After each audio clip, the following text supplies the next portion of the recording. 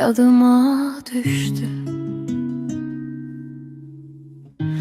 Küçelerde kalmış adımlar, her bir küncde bir siri, bir iz. Sesin hələ də qulağımda.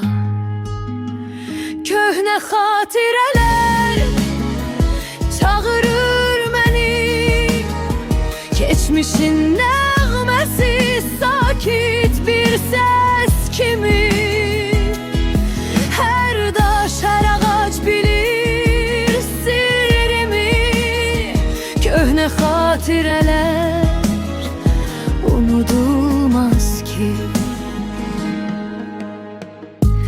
Bir zamanlar gülen gözler indi kölgede gizlenir. Hayat bizi uzaklara çekti, ama ruhum hele o küçelerdedir.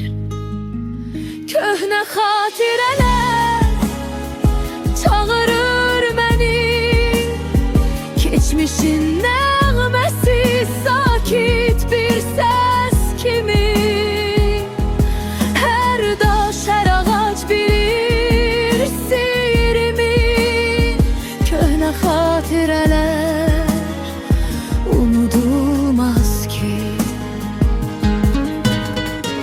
Külək getirir o qoxuları, dənizin səsi, uşaqlıq xatirələri. Bəlkə də